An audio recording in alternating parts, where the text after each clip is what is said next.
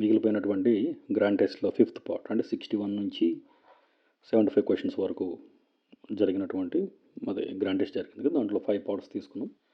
1, 2, 3, 4 units అయిపోయింది. And fifth unit మనకి environment గురించి ఇందులో డిస్కస్ చేసాం కాబట్టి ట్రీటీస్ ఇవన్నీ ఉన్నాయి కదా! Last chapter of your syllabus science and టెక్నాలజీలో.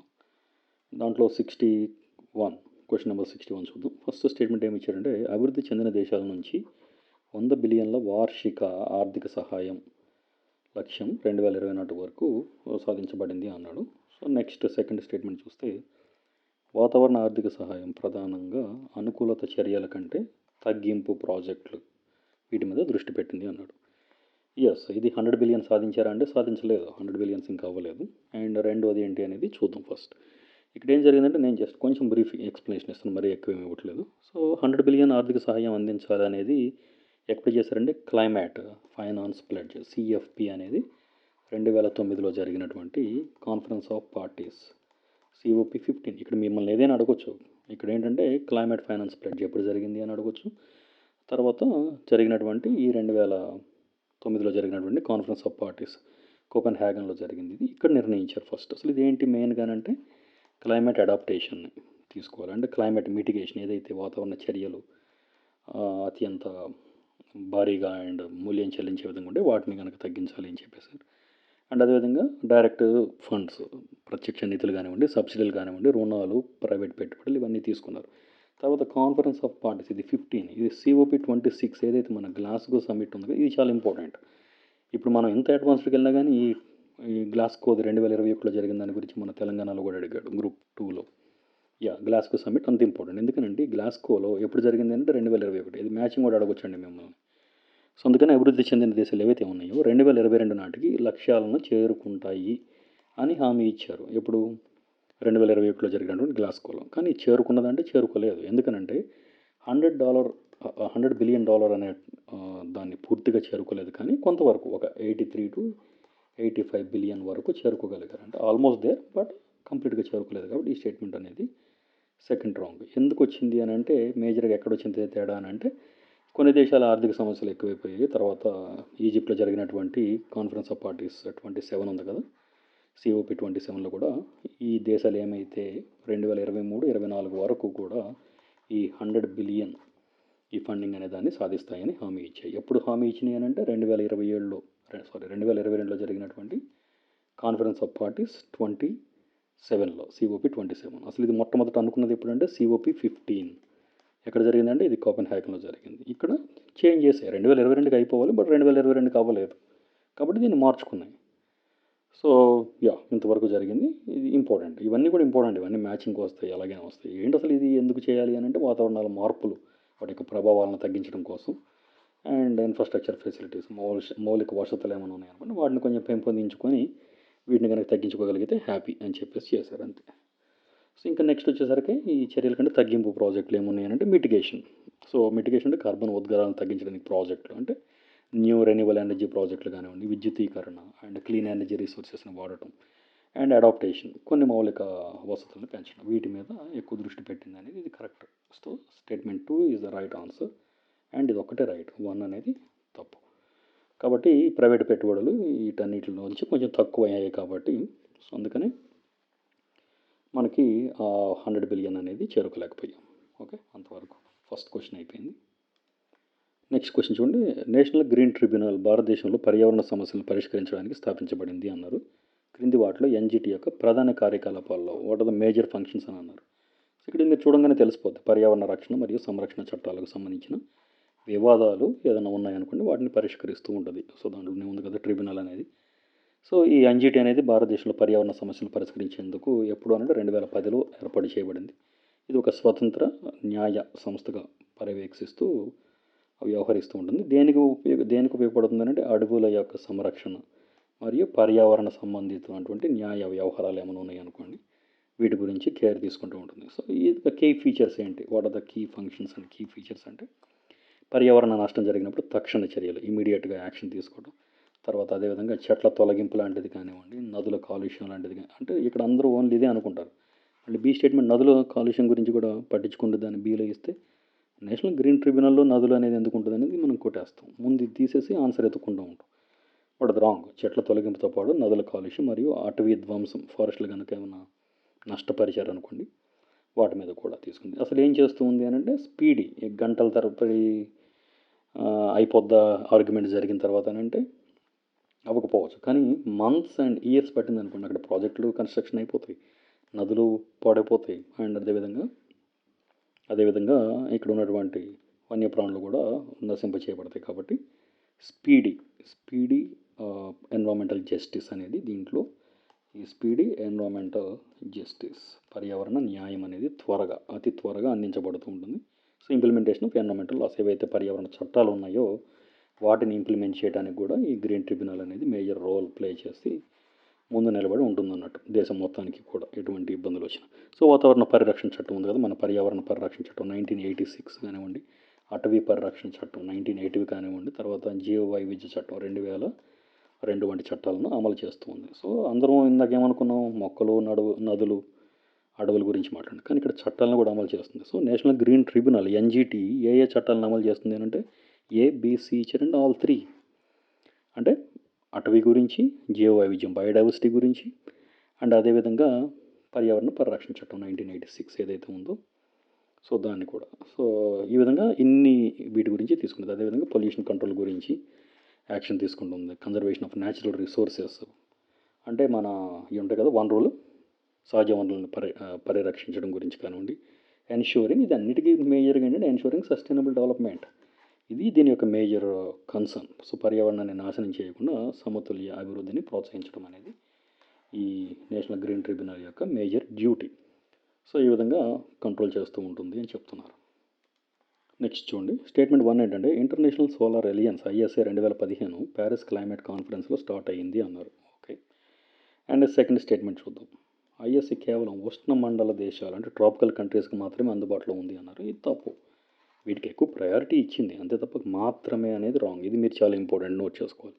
పూర్తిగా, మాత్రమే, ఓన్లీ అనే పదాలు తెలుగుకి ఇంగ్లీష్కి కూడా ట్రాన్స్లేషన్ మారిపోతాయి. ఎందుకంటే ఇప్పుడు మీరు 150 క్వశ్చన్స్ ఉన్నాయనుకోండి, ఫర్ ఎగ్జాంపుల్ ఎకానమీని పక్కన పెడదాం 75, ఈ ఎస్ఎన్టీ 75కి మీకు 75 అవసరం లేదు కదా. ఇప్పుడు కట్ ఆఫ్ మొన్నటి వరకు 160 180 అన్నారు. సో ఇప్పుడు ఇన్ని కోర్ట్ ఇష్యూస్, జడ్జిమెంట్స్, క్లారిటీ లేకపోవడం, కన్ఫ్యూజన్స్ మధ్య కట్ ఆఫ్ నేను చెప్పను 130 140 అని, బట్ అది మ్యాటర్ కాదు. ఇందాక చూసాం కదా జడ్జిమెంట్ గురించి కూడా. ఇది ఒక ఇంటర్వ్యూ, ఇప్పటి వరకు ఎగ్జామ్ జరిగిపోవాలి, ఎటువంటి కాన్సిక్వెన్సెస్ మెయిన్స్ ప్రిపేర్ అవుతున్న వాళ్ళు ఇబ్బంది పడకూడదు కాబట్టి అందుకనే ఇది జరుగుతుంది. కట్ ఆఫ్ ఎంత గురించి మనం మాట్లాడకపోయినా మీకైతే ఇక్కడ 75 అవసరం లేదు. 50 4 సబ్జెక్టులలో 450 పెట్టారు అంటే ఇప్పుడు అందరూ అనుకుంటున్నటువంటి 140 నుంచి 180 అనుకుందాం కట్ ఆఫ్. ఇంత అని నేను చెప్పను కానీ సో ఇంత మార్జిన్ ఇచ్చాను, 140 నుంచి 180 అన్నాను. అలాంటే నేను ఎస్కేప్ అవుతున్నట్టు కాదు, మిమ్మల్ని మంచిగా రాయమని చెప్తున్నట్టు అంతే. సో అలాంటప్పుడు మీరు ఈ క్వశ్చన్ మంచిగా చదువుకుంటే ఇక్కడ మాత్రమే కానీ పూర్తిగానే కానీ ఉందనుకుంటే దాన్ని కొంచెం క్యాచ్ చేయడానికి ట్రై చేయండి. గవాలను పెట్టేస్తే ఏమన్నా బబుల్లో ఒక చుక్క పెట్టేసినా దాన్ని మీరు బబుల్ చేయాల్సి వచ్చింది కదా, అక్కడ వేస్ట్ అయిపోతుంది. తెలిసింది కూడా మిస్ అవ్వడం అనేది చాలా అన్వాంటెడ్ థింగ్, అవసరం, చాలా బాధాకరం. ఎస్, ఇక్కడంటే ISA కేవలం ఉష్ణమండల కేవలం అనే పదం వాడాడు, మాత్రమే అన్నాడు కాబట్టి ఇది రాంగ్ కంప్లీట్గా. అందరికీ ఉపయోగపడే విధంగా ఉంటుంది. ఏదైనా ఒక గ్లోబల్ ప్రాజెక్ట్ ఏదైనా లాంచ్ చేశారు అని అంటే దట్ ఇండియా లాంచ్ చేసినటువంటి ఫ్రాన్స్తో కలిపి కాబట్టి ఇక్కడ ఎక్కువ ఇంపార్టెన్స్ అందరికీ ఉంటుంది.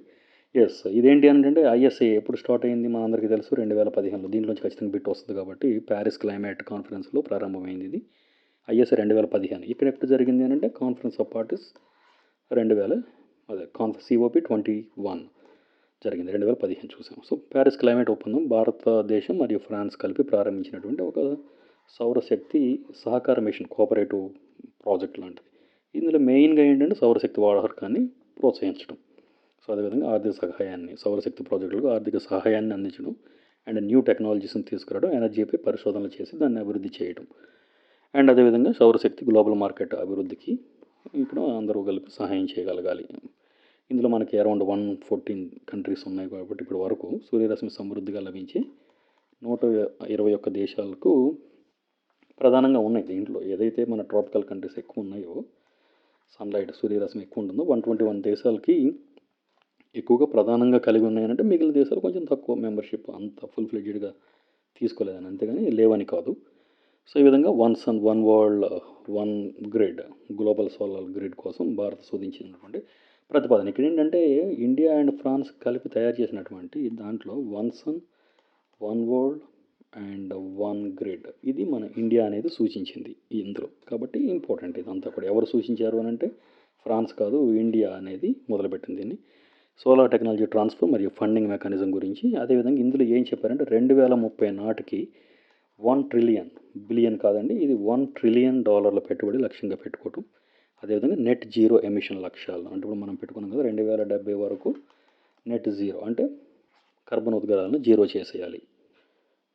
ఉన్న వాటిని కాదు, ఇక నుంచి శిలాజ ఇంధనాలతో విద్యుత్ని ఉత్పత్తి చేయకూడదు. ఎప్పటి వరకు అంటే 2070 వరకు ఆపేసేయాలి అనేది. సో ఈ నెట్ జీరో టార్గెట్స్ని రీచ్ అవ్వడానికి, అదేవిధంగా $1 ట్రిలియన్ పెట్టుబడులు వీటన్నిటికీ ఉన్నాయి. సో ఇదే విధంగా భారతదేశం గ్లోబల్ ఎనర్జీ లీడర్గా ఎదగడానికి కూడా ఈ ఐఎస్ఏ అనేది కీలక పాత్ర వహిస్తూ ఉంది అండ్ ఉపయోగపడుతుంది అన్నది. సో ఇది జస్ట్ అంతే. 2015లో స్టార్ట్ అయింది. Conference of parties 21 climate summit ఎక్కడంటే ఫ్రాన్స్లో. ఎస్, ఇంతవరకు సరిపోదు. నెక్స్ట్ క్వశ్చన్ చూద్దాం. 64 ఏం చెప్తుందంటే ప్రకటన 1, భారతదేశం 2024 నాటికి తయారీ రంగంలో హైడ్రోక్లోరోఫ్లోరో కార్బన్స్ హెచ్సిఎఫ్సి వినియోగాన్ని 50%కి తగ్గించింది అంటే కన్ఫర్మ్ చేసేసింది అన్నాడు. అండ్ నెక్స్ట్ మాంట్రియల్ ప్రోటోకాల్ కింద 2020-24 కాలానికి తగ్గింపు లక్ష్యం 35%గా నిర్దేశించబడింది అన్నారు. సో ఇక్కడ ఒక్కొక్కటి చూద్దాం. ఫస్ట్ ఏంటంటే India achieved like 50% reduction in HCFC consumption అనేది సర్పాసింగ్ ద 35 దాటిపోయి 50% రిడక్షన్ టార్గెట్ని సాధించింది అనేది కరెక్టే మనకి. ఎందుకంటే మన దగ్గర ఉన్నటువంటి డేటా సక్సెస్ఫుల్గా ఇంప్లిమెంట్ చేయగలిగాం పాలసీస్ని. సో ఇక్కడ ఏంటంటే హెచ్సిఎఫ్సిస్ ఏవైతే ఉన్నాయో మన హైడ్రోక్లోరోఫ్లోరో కార్బన్స్ అనేవి ఓజోన్ పొరకు హాని చేసే రసాయన సమ్మేళనాలు. ఇవి ఎందులో అంటే ఏసీలు కానీ, రిఫ్రిజిరేటర్స్ కానీ, ఫోమ్స్ కానివ్వండి, ఏరోసాల్స్ కానివ్వండి, వీటి యొక్క ఉత్పత్తుల్లో ఎక్కువ వాడుతూ ఉంటాం మనం వీటిని.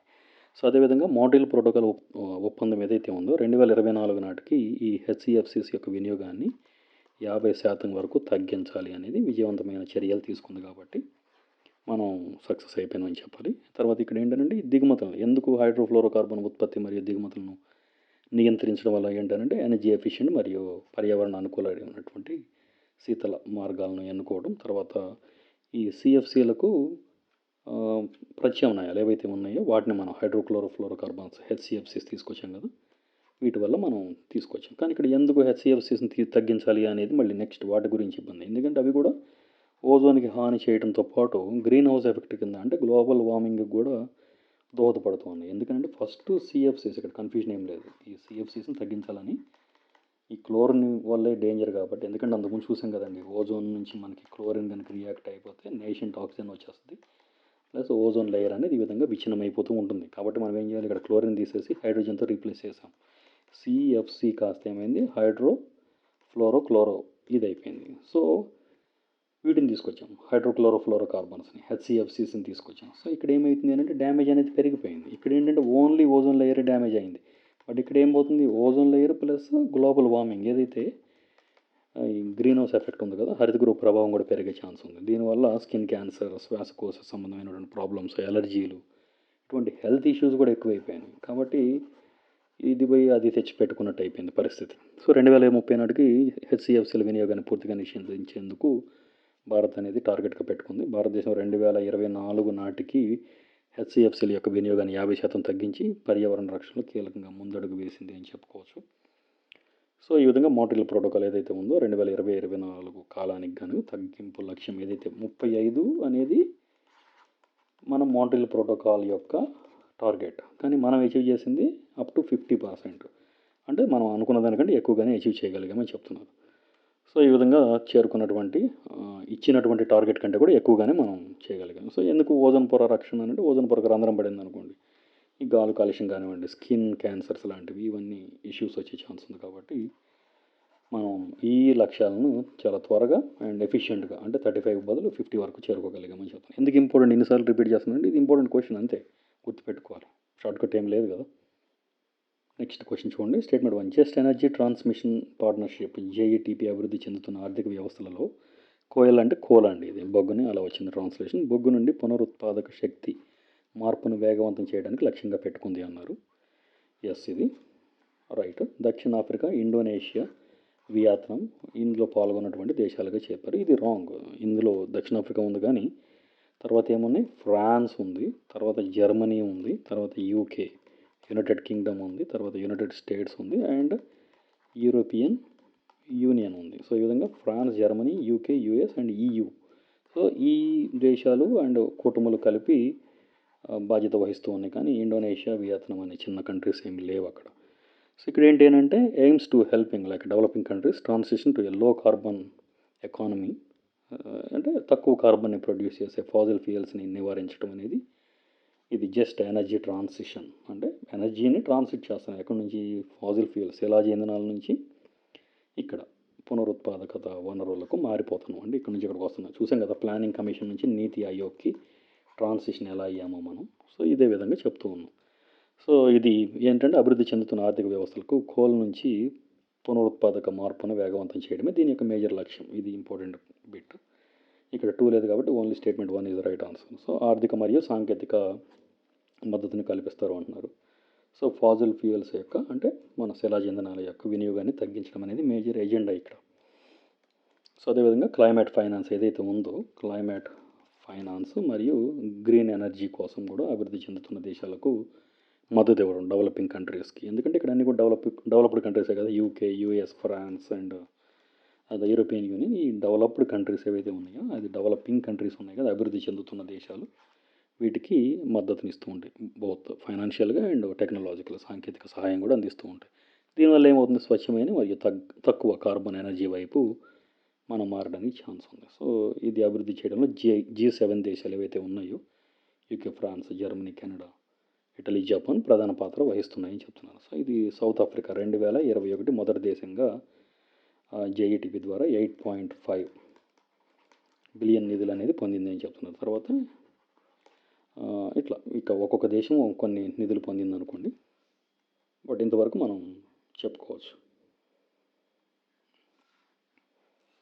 ఓకే, సో నెక్స్ట్ ఏంటంటే అభివృద్ధి చెందుతున్న దేశాలకు లభించే మద్దతు, దానికి సంబంధించినటువంటి అంశాల మీద ఇక్కడ ఇదేం గ్రూప్ 1 క్వశ్చన్ కాదు కాబట్టి జస్ట్ కొన్ని important points and numbers and years అవి గుర్తుపెట్టుకుంటే సరిపోదు. ఇప్పుడు ఇక్కడ ఉంది ఇండోనేషియా అండ్ వియత్నాం కూడా మద్దతు పొందే కొన్ని డాలర్స్ ఇక్కడ అనేవి పొందగలిగాయి. అంటే అభివృద్ధి చెందుతున్న దేశాలు కూడా పొందగలిగాయి. బట్ ఇందులో పాల్గొన్నటువంటి దేశాలు కానంటే ఇవి పార్టిసిపేట్ చేస్తున్నాయి కానీ అందులో ఉన్నటువంటి యాక్టివ్ మెంబర్స్ కావు, ఫైనాన్స్ చేయట్లేదు ఇక్కడ. ఇది ఇంపార్టెంట్. ఫైనాన్స్ ఎవరు చేస్తున్నారంటే డెవలప్డ్ కంట్రీస్ ఏవైతే ఉన్నాయో అవి ఫైనాన్స్ చేస్తూ ఉన్నాయి. అంటే ఇక్కడ ఇంటర్నేషనల్ బ్యాంక్స్ కానివ్వండి, మల్టీలేటరల్ ఫైనాన్షియల్ ఇన్స్టిట్యూషన్స్ అంటే మన వరల్డ్ బ్యాంకు, ఐఎంఎఫ్ లాంటివి ఉన్నాయి కదా. సో వీటి యొక్క సహకారంతో పెట్టుబడులు ఎక్కడ పెడుతున్నారంటే గ్రీన్ ఎనర్జీ రంగం ఆ ప్రాజెక్టులలో తక్కువ వడ్డీలకు రుణాలు మరియు గ్రాంట్లు ఇవ్వడం ద్వారా.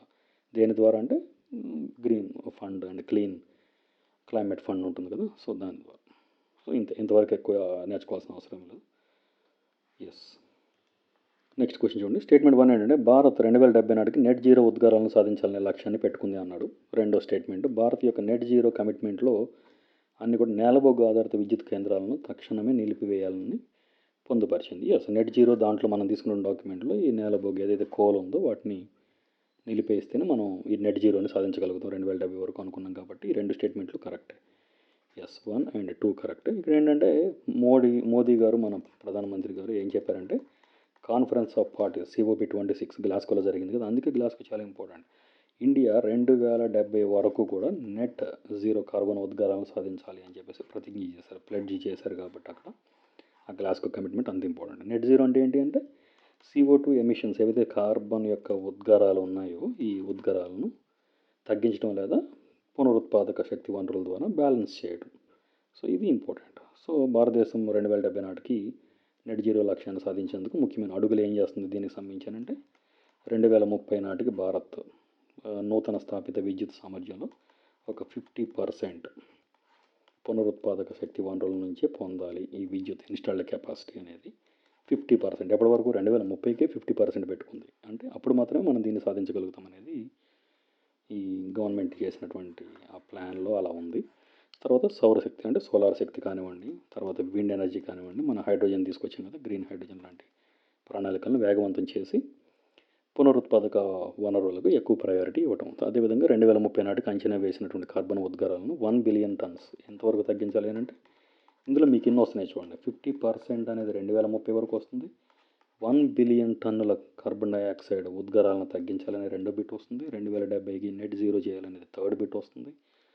సో ఈ విధంగా పునరుత్పాదక శక్తి వనరులను ఎంకరేజ్ చేయాలి అనేది వస్తుంది. ఇంతకుముందు చూసినటువంటి గ్లాస్గో ఒప్పందం గురించి వచ్చింది. అంటే ఒక క్వశ్చన్లో ఇన్ని వస్తాయి.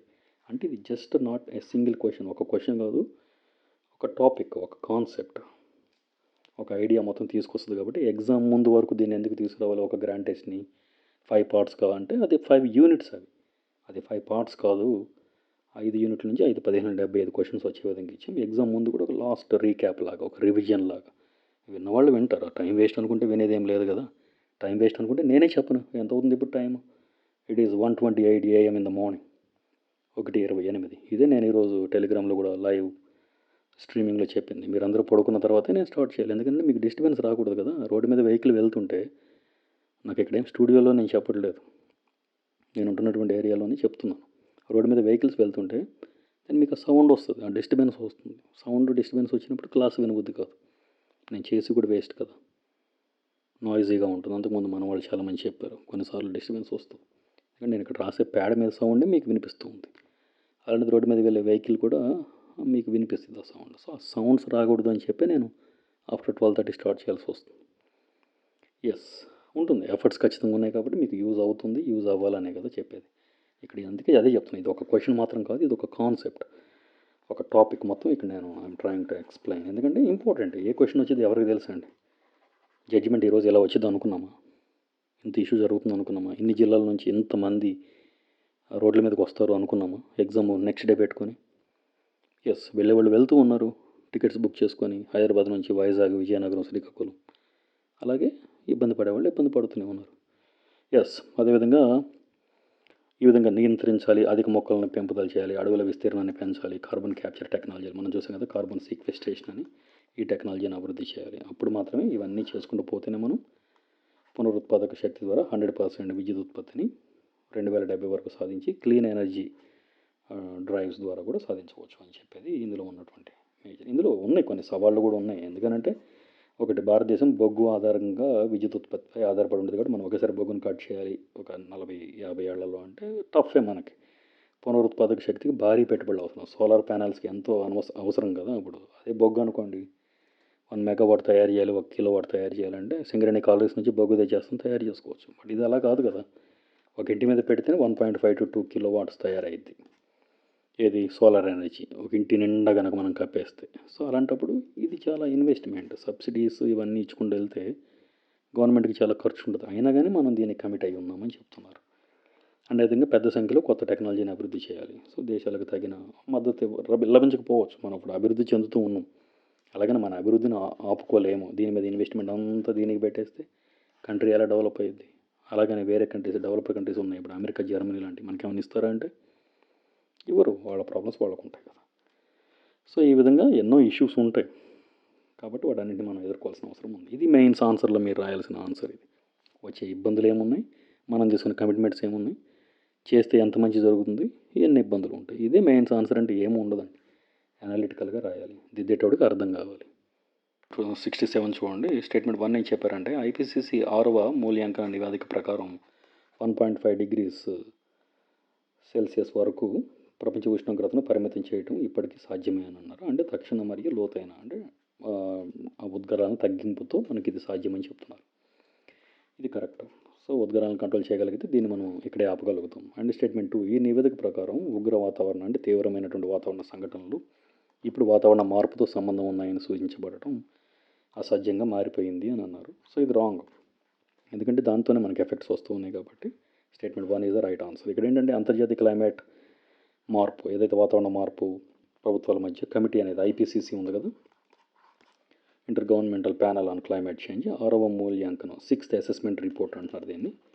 ఈ R6 రిపోర్ట్ ప్రకారం భూగోళ యొక్క ఉష్ణోగ్రత పెరుగుదల 1.5 డిగ్రీస్ సెల్సియస్ లోపు పరిమితం చేయడం అనేది చాలా అవసరం. అప్పుడు మాత్రమే మనం ఉగ్ర వాతావరణ మార్పులను తట్టుకోగలుగుతామన్నారు. ఎందుకంటే తీవ్రమైనటువంటి వాతావరణ మార్పులు, విపరీతమైనటువంటి హీట్ వేవ్స్ కానివ్వండి, ఈ సివియర్ సైక్లోన్స్ కానివ్వండి. సైక్లోన్స్ అనేది దేనివల్ల వస్తాయి? లో ప్రెషర్, తక్కువ పీడనం కనుక నమోదైనప్పుడు, అల్పపీడనం అంటాం కదా, అది ఎప్పుడు వస్తాయి? టెంపరేచర్ ఎక్కువ ఉన్నప్పుడు పీడనం అనేది వ్యత్యాసాలు వస్తాయి. సో వరదలు, కరువులు ఇవన్నీ కూడా పెరుగుతూ ఉంటాయి అని చెప్తున్నాడు. ఇదే విధంగా ఇక్కడ ఉన్నటువంటి వేడి పెరిగింది అనుకోండి, మంచుకొండలు కరిగిపోతాయి. మంచుకొండలు పెరిగితే సముద్రాల యొక్క మట్టం పెరిగిపోతూ ఉంటుంది. అక్కడ ఉన్నటువంటి బయోడైవర్సిటీ చనిపోతుంది. ఆహార భద్రతకు ముప్పు వస్తుంది. పంటలు పండవు కదా. సో అలాంటప్పుడు అంటే అనుకున్నటువంటి సీజనల్గా వర్షాలు రావు. ముందన్నా వస్తే లేకపోతే రాకుండా ఉంటే లేకపోతే తర్వాతన్నా వస్తాయి. సో ఈ విధంగా ఇన్ని ఇంపాక్ట్స్ ఉంటాయి. అదేవిధంగా ఆరోగ్య సమస్యలు, వాయు కాలుష్యం, వ్యాధులు ఇటువంటివన్నీ వస్తాయి. కాబట్టి సో ఐపీసీసీ నివేదిక ప్రకారం ఏదైతే 1.5 డిగ్రీస్ హద్దును కాపాడుకోవాలంటే తక్షణం మరియు తీవ్రమైనటువంటి ఉద్గార తగ్గింపు చర్యలు అనేది అవసరం అంటున్నారు. ఇదే ఇక్కడ చెప్పిన పాయింట్. అదేవిధంగా కార్బన్ డైఆక్సైడ్ కానివ్వండి, CH4 మీథేన్ కానివ్వండి వంటి గ్రీన్ హౌస్ గ్యాస్ వాయువులను మనం గణనీయంగా తగ్గించాలి. ఇవన్నిటి వల్ల మనకి వేడి పెరుగుతూ ఉంది. వీటిని తగ్గించడం అనుకోండి టెంపరేచర్ కంట్రోల్ అవుతుంది కదా. 1.5 అక్కడికి అది ఎక్కువే, బట్ అక్కడ ఆపగలిగితే హ్యాపీ. 2025 నాటికి గ్లోబల్ కార్బన్ ఉద్గారాలను ఇక్కడ తీసుకురావాలి, మ్యాక్సిమం కంట్రోల్ చేయగలిగాలి అంటున్నారు. 2050 నాటికి ప్రపంచవ్యాప్తంగా మనం పెట్టుకున్నటువంటి టార్గెట్ 2070, కానీ గ్లోబల్ టార్గెట్ ఏంటి అంటే 2050కి నెట్ జీరోకి తీసుకురావాలి ఉద్గారాలని అనేది పెట్టుకున్నారు. సో దీనికోసం ఏం చేయాలి? సోలార్ ఎనర్జీ కానివ్వండి, పవన శక్తి, విండ్ ఎనర్జీ లాంటి స్వచ్ఛమైన అంటే క్లీన్ ఎనర్జీ వనరులను ప్రోత్సహించాలి. అదేవిధంగా కోల్ ఏదైతే బొగ్గు ఉందో బొగ్గు కానివ్వండి, తర్వాత ఈ చమురు ఉండదు కదా ఆయిల్స్ కానివ్వండి, తర్వాత సహజ వాయువు వినియోగాలు, వీటిని మనం తగ్గించినప్పుడు వీటిని పెంచితే ఆటోమేటిక్గా టెంపరేచర్ అనేది కంట్రోల్ అవుతుంది అంటున్నాడు.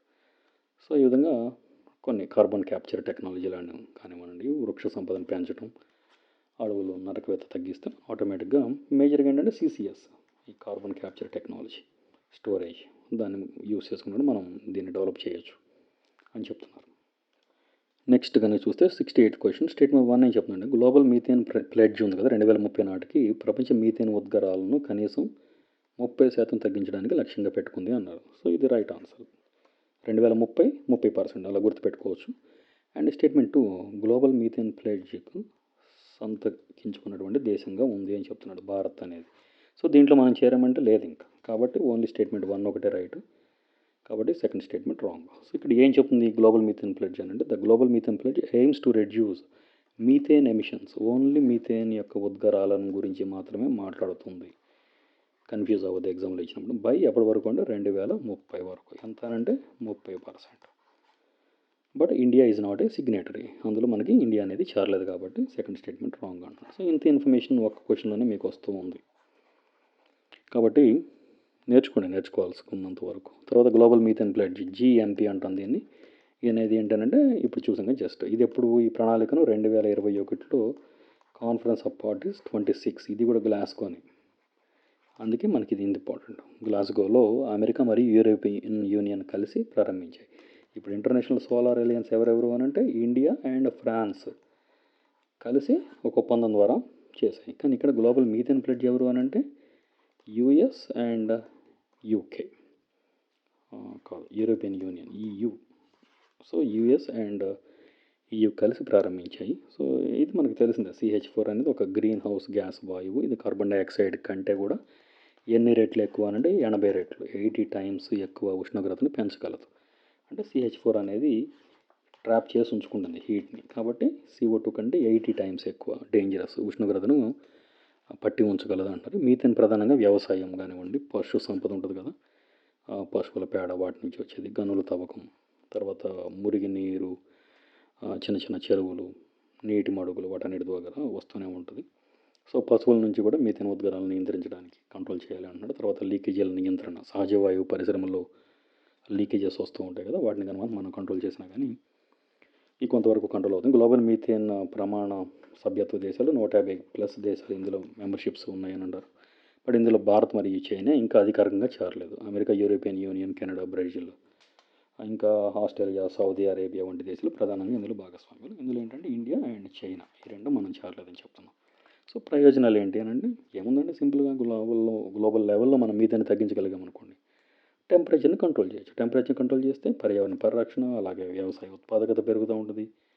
అంతకు మించి ప్రజల యొక్క ఆరోగ్యం అనేది కంట్రోల్లో ఉంటుంది అని చెప్తున్నారు. సో ఈ విధంగా మీథేన్ యొక్క లీకేజీలను నియంత్రించడం, వ్యవసాయం మనం చేపట్టేటువంటి ఆ వ్యవసాయంలో కనుక కొన్ని మార్పులు తీసుకురాగలిగితే కూడా మనం మీథేన్ని కంట్రోల్ చేయొచ్చు.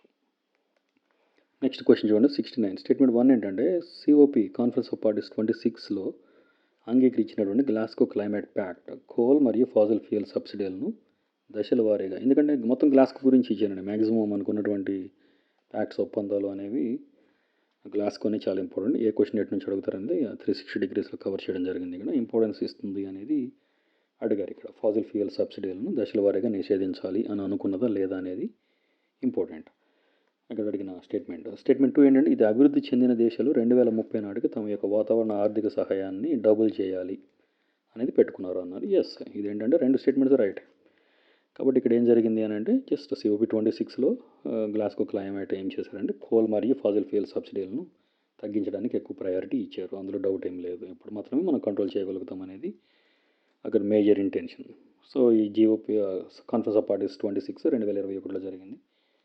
చూశారు, మళ్ళీ ఇప్పుడు అనేది రిపీట్ చేయట్లేదు. మొదటిసారి యునైటెడ్ నేషన్స్ క్లైమేట్ ఒప్పందాల్లో వీటిని సబ్సిడీలు తగ్గించాలని మొట్టమొదటిసారి క్లైమేట్ ఈ కాన్ఫరెన్స్లో సబ్సిడీలను తగ్గించాలి అనేది the very first time mention చేశారు. కాబట్టి ఇది చాలా ఇంపార్టెంట్ ఒప్పందం ఇది. తర్వాత phase down of unabated coal power, అంటే చిన్నగా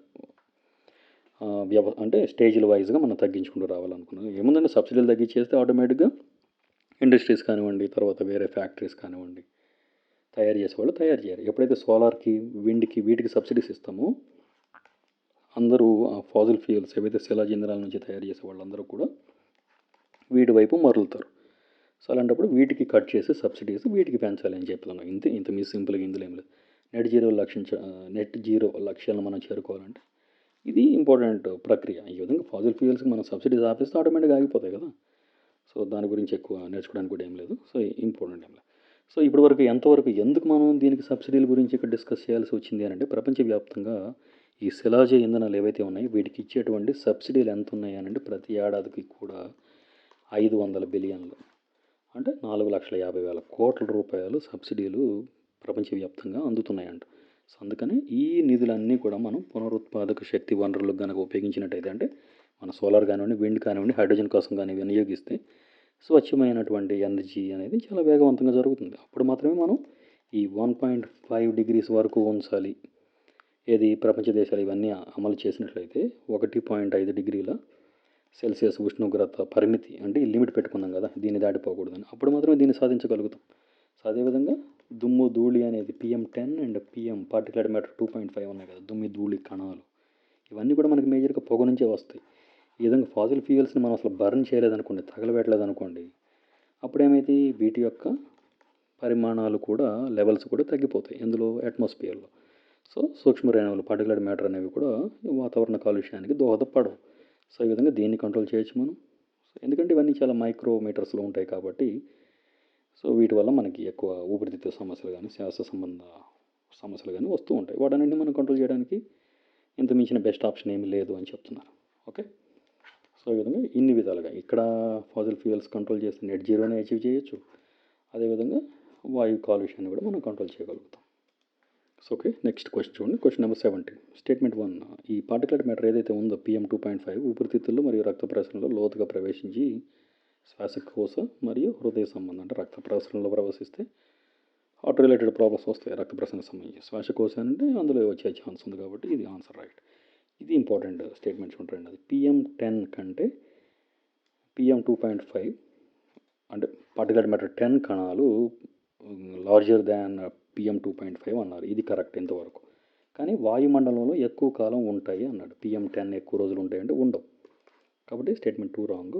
ఓన్లీ స్టేట్మెంట్ 1 ఈజ్ రైట్. ఎందుకు అనేది ఒకసారి చూద్దాం ఇక్కడ. సో ఇక్కడ ఏంటి అని అంటే, ఈ పార్టికులేట్ మ్యాటర్ అనేది ఎక్కడి నుంచి వస్తుంది అని అంటే, గాలి యొక్క నాణ్యతను ప్రభావితం చేయడంలో ఈ సూక్ష్మ ధూళి కణాలు కానివ్వండి, పొగ కానివ్వండి, మనం ఇందాక చూసాం కదా, బొగ్గును కానీ ఇంట్లో ఉన్న కట్టెల పొయ్యిలో కనుక మనం వాడుతున్నప్పుడు అక్కడ నుంచి సన్నటి మైక్రో పార్టికల్స్ అనేవి రిలీజ్ అయిపోయి ఇవన్నీ గొంతు ద్వారా కూడా మన ముక్కుల ద్వారా గొంతులోకి ప్రవేశించి తర్వాత అక్కడ నుంచి మన రక్త ప్రసరణ వ్యవస్థలో కూడా పోయి అక్కడ హార్ట్ ప్రాబ్లమ్స్ని క్రియేట్ చేసే అవకాశం ఉంది. అదేవిధంగా PM10 కణాలు గాలిలో తక్కువ స్థిరంగా ఉంటాయి. ఎందుకంటే బరువు ఎక్కువ ఉన్నప్పుడు ఏమైతే పైన ఉండవు కదా, కింద పడిపోతాయి.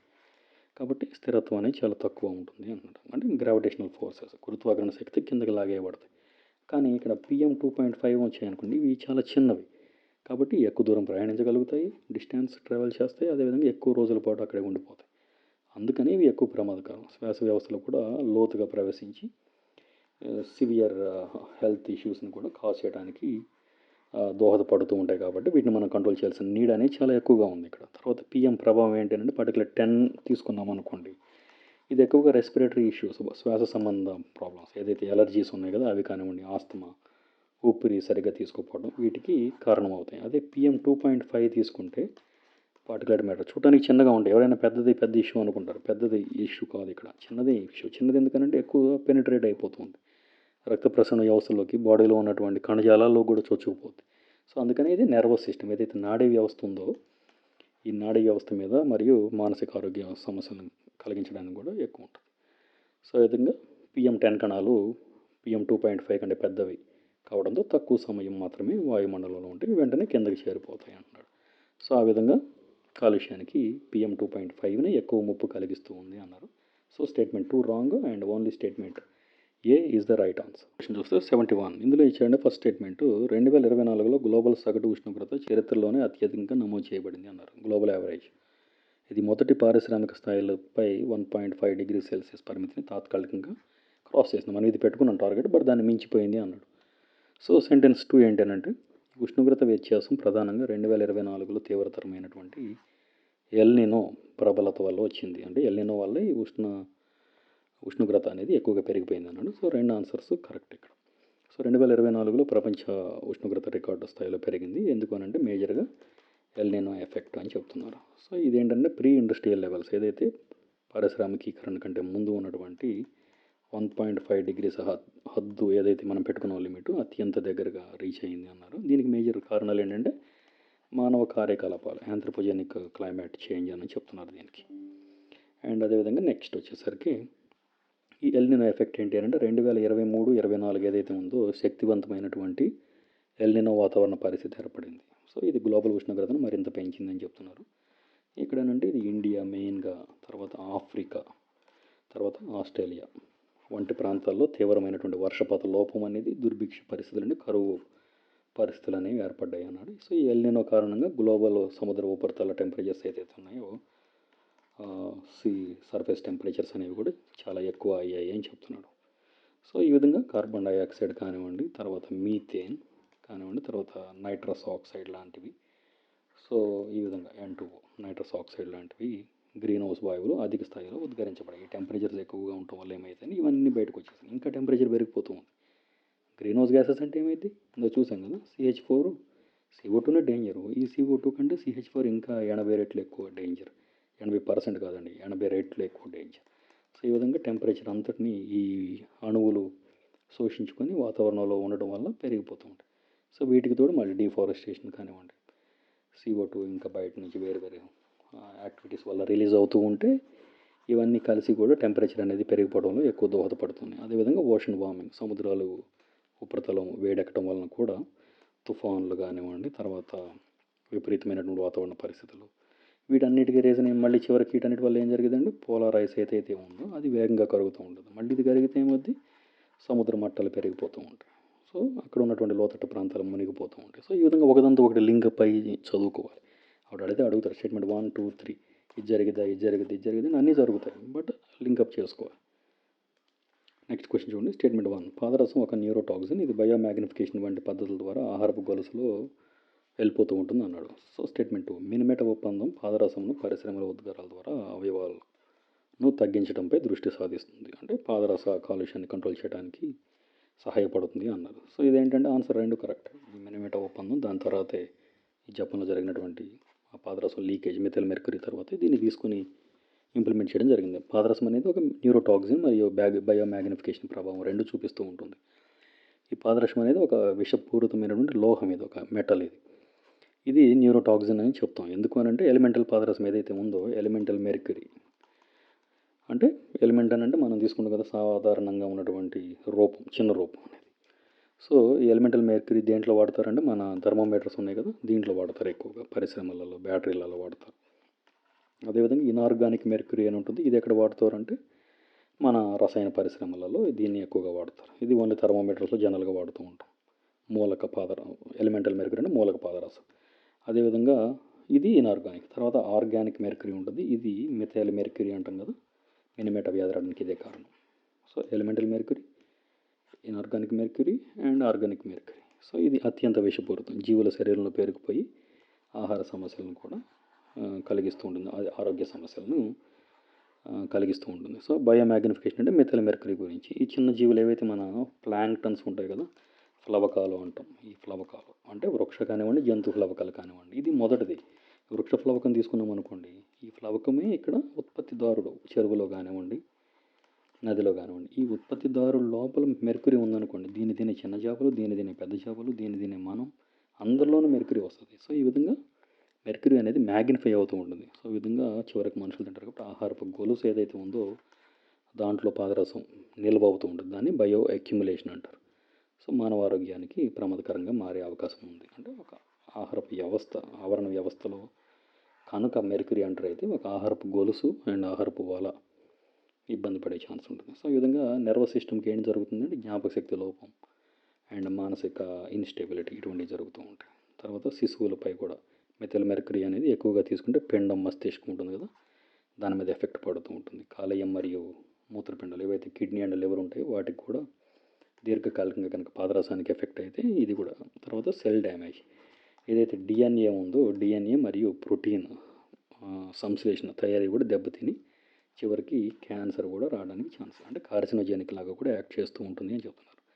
సో దీనికోసం ఏం చేయాలి అని అంటే బల్బులు అంతకుముందు పాదరసం పోత పూసేవాళ్ళు. ఇప్పుడు ఆ సిఎఫ్ఎల్ బల్బుని తీసేసి మనం ఏం చేయాలి అని అంటే ఎల్ఈడి లైట్స్ తీసుకొచ్చాము. అదేవిధంగా మెర్క్యూరీతో పనిచేసే థర్మోమీటర్ నోట్లో పెట్టుకోకుండా ఏం చేస్తున్నాం, ఇప్పుడు డిజిటల్ థర్మోమీటర్స్ వాడుతున్నాం. సో ఈ విధంగా సొల్యూషన్స్ ఇవన్నీ. ఇది మీకు ఎగ్జామ్లో ఇచ్చిన ఆశ్చర్యపడాల్సిన అవసరం లేదు. అన్ని క్వశ్చన్స్ హార్డ్ రావు కదా, కొన్ని మనం ఆలోచించే విధంగా కూడా ఉంటాయి కాబట్టి మీరు డెసిషన్ తీసుకోవాలి అక్కడ ఒకటికి 2 సార్లు ఆలోచించి. సో ఈ విధంగా బ్యాటరీల్లో మనం మెర్క్యూరీని తగ్గించేసి వేరే కెమికల్స్తో నింపుకున్నట్లయితే ఏముందంటే మెర్క్యూరీని మనం వాడటం ఆపేస్తే మెర్క్యూరీ పొల్యూషన్ అనేది తగ్గిపోతూ ఉంటుంది. సో సింపుల్ కదా. సో ఈ విధంగా ఫుడ్ సేఫ్టీ రెగ్యులేషన్స్ కూడా మనం పాటిస్తున్నట్టయితే ఈజీగా మనం పాదరస కాలుష్యాన్ని కంట్రోల్ చేయొచ్చు మనం. సో వీడియో కొంచెం లెంత్ ఎక్కువ అవుతూ ఉంది, బట్ ఇక నేను ఫినిష్ చేస్తాను. ఈ లాస్ట్ 3 క్వశ్చన్స్ క్విక్గా కంప్లీట్ చేద్దాం.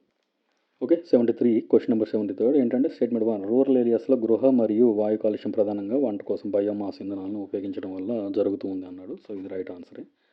అంటే మనం కట్టెల పొయ్యిలో ఇవన్నీ వాడుతూ ఉంటాం కదా. ఈ కాలుష్యం దీర్ఘకాలిక శ్వాసకోశ సంబంధించి సిఓపిడి అని అంటే ఈ క్రానిక్ అబ్స్ట్రక్టివ్ పల్మనరీ డిసీజ్ అండి. ఇది ఊపిరితిత్తులకు సంబంధించినటువంటి క్యాన్సర్కి సంబంధం ఉంటుంది అన్నాడు. So 2 statements correct. So biomass ఇంధనాల మీద మనం డిపెండ్ అయ్యి ఉంటాం కాబట్టి గ్రామీణ ప్రాంతాలలో గృహ వాయు కాలుష్యం ప్రధానంగా జరుగుతూ ఉంటుంది. ఇక్కడ ఏం వాడతామనంటే ఎండు చెట్లు కానివ్వండి, చెట్ల కొమ్మలు కానివ్వండి, పొదలు, పేడ, అంటే పిడకలు కూడా వాడతారు కదా, చెక్క పొడి, ఇవన్నీ వాడతాం కాబట్టి కాల్చినప్పుడు ఏమవుతుంది, మనకి పొగ వస్తూ ఉంటుంది. ఈ పొగ ఆరోగ్యానికి హానికరమని చెప్తున్నారు. సో రెస్పిరేటరీ డిసీజెస్ అప్పుడు ఏం చేస్తాయి, పొగ నుంచి మనకి PM 2.5 పార్టికల్ మ్యాటర్ 10 అనేవి రిలీజ్ అవుతూ ఉంటాయి. సో ఇవి ఊపిరితిత్తులోకి వెళ్ళిపోయి మనకి సిఓపిడి అని అంటే ఈ క్రానిక్ అబ్స్ట్రక్టివ్ పల్మనరీ డిసీజ్, దీర్ఘకాలిక ఊపిరితిత్తుల వ్యాధి అంటారు దాన్ని సింపుల్గా. మీరు ఇదే సిఓపిడి గుర్తుపెట్టుకోండి. అంతకుముందు ఎంఫసిమా అనేది ఒకటి చదివేవాళ్ళం. ఇది వాయు కాలుష్యం వల్ల, వాహనాల నుంచి వచ్చే CO కార్బన్ మోనాక్సైడ్ వల్ల ఎంఫసిమా వస్తుంది. బట్ ఇక్కడ సిఓపిడి అనేది.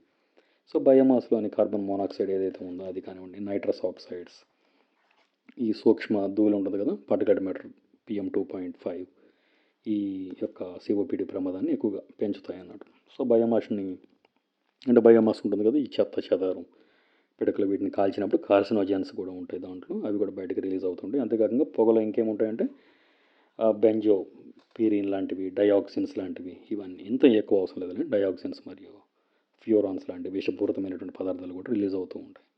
సో ఈ విధంగా ఎల్పిజి గ్యాస్ని మనం ప్రోత్సహించాలి. స్వచ్ఛమైనటువంటి వంటగదులు, వెంటిలేషన్ కరెక్ట్గా ఉండేట్టు చూసుకోవాలి. తర్వాత క్లీన్ గ్యాస్ స్టవ్స్ని ఎప్పటికప్పుడు క్లీన్గా ఉంచుకోవడం వల్ల కూడా మనం ఈ కాలుష్యాన్ని కొంతవరకు అరికట్టవచ్చు అని చెప్తున్నారు. నెక్స్ట్ స్టేట్మెంట్ 74th క్వశ్చన్లో స్టేట్మెంట్ 1 అండి, క్యోటో ప్రోటోకాల్కు దోహా సవరణ 2030 నాటికి దాని యొక్క బాధ్యత కాలాన్ని పొడిగించింది అన్నాడు. రైట్. అండ్ రెండోది స్టేట్మెంట్ 2 ఏంటంటే ఈ సవరణ అభివృద్ధి చెందుతున్న దేశాలను కూడా తన యొక్క సన్నివేశ లక్ష్యాలను పరిచయం చేసింది, అంటే డెవలపింగ్ కంట్రీస్ని కూడా కన్సిడర్ చేశారు అంటున్నారు. సో ఇది ఒకసారి చూద్దాం. ఈ క్యోటో ప్రోటోకాల్ దోహా అమెండ్మెంట్ 2030 నాటికి బాధ్యత కాలాన్ని పెంచింది. ఓకే, అంటే గడువుని పెంచుకున్నారండి. ఈ గ్రీన్ హౌస్ గ్యాస్ వల్ల ఉద్గారాలను నియంత్రించడానికి 1997లో మొట్టమొదటిసారి ఈ క్యోటో ప్రోటోకాల్ అనేది తీశారు. ఇక్కడ చూడండి, Kyoto protocol and Montreal protocol ఉంటుంది. సో క్యోటో ప్రోటోకాల్ అంటే కేజీ అంటే గ్రీన్ హౌస్ గ్యాసెస్ గురించి. KG Kyoto green house gases. అదేవిధంగా Montreal protocols ozone depleting substances OM. So ఇలా నేను గుర్తుపెట్టుకున్నాను, ఎందుకంటే ఎప్పుడో మేము రీసెర్చ్ చేసేటప్పటి నుంచి చదువుకున్నాం కాబట్టి ఎంత టోళ్ళైనా కన్ఫ్యూజ్ అవుతారు. ఇది 97, 87 ఇటువంటి కొన్ని గుర్తుపెట్టుకోవాల్సి వస్తుంది అంతే. సో ఎవరు ఎలా అయితే అలా గుర్తుపెట్టుకోండి, నేను చెప్తున్నాను. ఎప్పుడు నేను టెన్షన్ పడకుండా అప్పట్లో అలా గుర్తుపెట్టుకునేవాళ్ళం. ఎందుకంటే ఒకేసారి రెండు చూసినప్పుడు ఎవరైనా కన్ఫ్యూజ్ అవుతాం కదా. సో 2012లో దోహా సవరణ అనేది జరిగింది ఇక్కడ. సో దీని ప్రకారం ఏం చేసిండే, క్యోటో ప్రోటోకాల్ యొక్క రెండవ కమిట్మెంట్ పీరియడ్ ఉంది కదా, దాన్ని 2020 నుంచి 2030 వరకు, అంటే మొదటిసారి పెంచుకుంది ఇక్కడ వరకు, తర్వాత దాన్ని ఇక్కడ వరకు ఎక్స్టెండ్ చేశారు. సో ఇంతవరకే. సో బాధ్యత కాలం అంటే కమిట్మెంట్ పీరియడ్ని ఎక్స్టెండ్ చేశారు. క్యోటో ప్రోటోకాల్లో ఫస్ట్ కమిట్మెంట్ పీరియడ్ ఎప్పుడు అని అంటే 2008 నుంచి 2012 వరకు. తర్వాత సెకండ్ కమిట్మెంట్ పీరియడ్ ఏంటి అని అంటే 2013 నుంచి 2020 వరకు. ఈ 13 నుంచి 20 వరకు ఉన్నటువంటి కమిట్మెంట్ పీరియడ్ని ఎక్స్టెండ్ చేయటమే ఈ దోహా సవరణ. సో ఇది డెవలప్డ్ కంట్రీస్ ఏవైతే ఉన్నాయో కఠినమైనటువంటి ఉద్గార లక్ష్యాలను నిర్దేశించారు అని చెప్తున్నారు. సో ఇది ఇంపార్టెంట్ పాయింట్. డెవలప్డ్ కంట్రీస్, అభివృద్ధి చెందిన దేశాలకు చాలా స్ట్రిక్ట్ రూల్స్ అనేవి అప్లై చేశారు ఇక్కడ. టార్గెట్స్ అనేవి ఇచ్చారు ఒక్కొక్కళ్ళకి. సో ముఖ్యంగా యూరోపియన్ యూనియన్ ఉంది కదా మంది, EU కానివ్వండి, ఆస్ట్రేలియా కానివ్వండి, తర్వాత నార్వే కానివ్వండి, స్విట్జర్లాండ్ వంటి దేశాలకు క్యోటో ప్రోటోకాల్లో ఇది బాధ్యత వహించాయని చెప్తున్నారు. సో కానీ ఇక్కడ దరిద్రం ఏంటంటే అమెరికా, కెనడా, రష్యా, జపాన్ ఏవైతే ప్రపంచంలో అత్యంత ప్రమాదకరమైనటువంటి ఉద్గారాలను వదులుతున్నాయో గ్రీన్ హౌస్ గ్యాసెస్ని, వీళ్ళు ఇందులో పాల్గొనలేదు ఈ రెండవ కమిట్మెంట్ పీరియడ్లో. సో అదొక అన్వాంటెడ్ థింగ్. సో ఈ విధంగా డెవలపింగ్ కంట్రీస్కి ఏవైతే ప్రత్యక్ష తగ్గింపు ఉద్గారాలు ఇందులో డెవలపింగ్ కంట్రీస్కి ఏమీ లేవు, అంటే మనలాంటి పెరుగుతున్నటువంటి దేశాలకి ఏమీ విధించలేదు లక్ష్యాలను, బట్ వీటికి మాత్రం స్ట్రిక్ట్గా అమలు చేయాలనుకున్నారు, బట్ వీళ్ళు తప్పించుకున్నారు. సో మార్కెట్ మెకానిజం ఏదైతే కార్బన్ ట్రేడింగ్ ఉంది కదా, సో దానికి సంబంధించినటువంటి CDM క్లీన్ డెవలప్మెంట్ మెకానిజంని కొనసాగించేందుకు ఈ దోహా సవరణ అనేది ఉపయోగపడింది. తర్వాత కార్బన్ క్రెడిట్స్ అంటే ఏంటంటే కార్బన్ తగ్గింపు లక్ష్యాలను సులభతరం చేసుకోవచ్చు. కొన్ని కార్బన్ క్రెడిట్స్ని మనం అమ్ముకున్నట్లయితే మనకు కొంత ఫండింగ్ అనేది వచ్చే ఛాన్స్ కూడా ఉంటుంది. సో ఈ విధంగా వాతావరణ మార్పులు తగ్గించేందుకు క్లీన్ టెక్నాలజీ, రెన్యూవబుల్ ఎనర్జీ ప్రాజెక్టుల పెట్టుబడులను పెంచే విధంగా ఈ దోహా సవరణ అనేది మనకి ఎంతగానో ఉపయోగపడింది అన్నారు. ఇది 2015లో జరిగినటువంటి ప్యారిస్ క్లైమేట్ ఒప్పందానికి మార్గం అనేది సులభతరం చేసింది అని చెప్తున్నారు. ఓకే, ఈరోజుకి last question. Okay, next statement 1 ఏంటంటే కాన్ఫరెన్స్ ఆఫ్ పార్టీస్ 26లో అంగీకరించినటువంటి గ్లాస్గో క్లైమేట్ ప్యాక్ట్ కోల్ మరియు శిలాజ ఇంధన సబ్సిడీలను దశల వారీగా తగ్గించడానికి ప్రయారిటీ ఇస్తుందని మనం ఇంతకుముందు చూసాం కదా. క్వశ్చన్ రిపీట్ అయినట్టుంది. ఎస్, ఇది కరెక్ట్ ఆన్సరే. అండ్ ఇది అభివృద్ధి చెందిన దేశాలు 2030 నాటికి తమ యొక్క వాతావరణ ఆర్థిక సహాయాన్ని, క్వశ్చన్ రిపీట్ అయినట్టుంది కదండి. ఎస్, ఇది కరెక్ట్. సో ఈ విధంగా రెండు స్టేట్మెంట్స్ కరెక్టే. సో దీనికి ఇక్కడ నేనేమి ఎక్స్ప్లెనేషన్ ఇవ్వట్లేదు, రిపీట్ అయినట్టుంది. సో మీరు ఎవరు మెన్షన్ చేయలేదు అది కూడా. ఇంతే గ్లాస్గో కమిట్. మనం ఇందులో ఈ సమ్మిట్లో గుర్తుపెట్టుకోవాల్సింది ఏంటి అని అంటే కాన్ఫరెన్స్ ఆఫ్ పార్టీస్ 26 జరిగింది ఎప్పుడు అంటే 2021 గ్లాస్గోలో జరిగింది. ఈ క్లైమేట్ ప్యాక్ట్ ఫాజిల్ ఫ్యూయల్ సబ్సిడీస్ని తగ్గించాలని స్పష్టంగా పేర్కొంది. 2030 నాటికి తమ యొక్క వాతావరణ ఆర్థిక సహాయాన్ని పెంచాలి అని కూడా అనుకున్నారు. సో అదేవిధంగా 100 బిలియన్ క్లైమేట్ ఫండ్ అనేది చేరుకోలేకపోయాయి కాబట్టి దాన్ని కూడా చేరుకోవాలి అనేది టార్గెట్గా పెట్టుకున్నారు 2023-24 కాలానికి. సో ఈ విధంగా కొన్ని టాపిక్స్ ఎగ్జామ్ ముందు రోజు కూడా చెప్పడానికి ప్రయత్నించాను. సో చదవండి, అండ్ ఎవరైనా కనుక జాయిన్ అవ్వాలి అనుకుంటే మన ఛానల్కి సబ్స్క్రైబ్ అవ్వండి. అదేవిధంగా ఇది మన Telegram channel. And I wish you all success. Exam గురించి టెన్షన్ ఏం లేదు, ఇంతకుముందు జడ్జిమెంట్ చెప్పాను కదా. సో ఫైనల్గా వచ్చేటువంటి అవుట్కమ్ని బేస్ చేసుకుని రిక్రూట్మెంట్ ఉంటుంది. అది ఎవరికైనా సరే, ఫెచ్చింగ్ అనేది లేదు ఇక్కడ. ఈ స్టేజ్లో ఫెచ్చింగ్ అనేది లేదు. కేవలం ఆ eligibility criteria, age and financial issues and government తీసుకున్నటువంటి చర్యలు and eligibility criteria, age and eligibility క్రైటీరియాని బేస్ చేసుకొని ఈ జడ్జిమెంట్ అనేది ఇబ్బంది పడకూడదు మెయిన్స్ క్వాలిఫై అయిన వాళ్ళు అనేది ఇచ్చారు. కానీ మెయిన్స్ క్వాలిఫై అయిన వాళ్ళే కదా ఇప్పుడు రోడ్ల మీదకి వచ్చి చదువుకోకుండా ఇబ్బంది పడుతూ ఉన్నారు.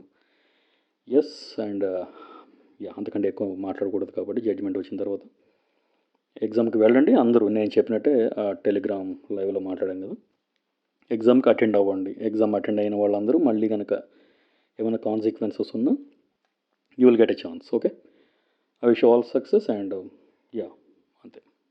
Thank you so much. Thanks for your cooperation and మన ఛానల్తో ఉన్నందుకు, ఇంతలా ఎంకరేజ్ చేసినందుకు మేము పెట్టాము ఎఫర్ట్స్, బట్ మీ ఎంకరేజ్మెంట్ వల్లే ఇది ఇంత సక్సెస్ఫుల్గా అయ్యింది అని నేను అనుకుంటున్నాను. ఒక గ్రాండ్ టెస్ట్ పెట్టినా కానీ మనం పెట్టిన 75 క్వశ్చన్స్, 75 టాపిక్స్ నేను ఎక్స్ప్లెయిన్ చేశాను. And yes, very happy. And మీ అందరికీ జాబ్స్ వచ్చి లైఫ్లో మంచిగా సెటిల్ అవ్వాలి అని నేను మనస్ఫూర్తిగా కోరుకుంటున్నాను. I wish you all success once again. Thank you so much.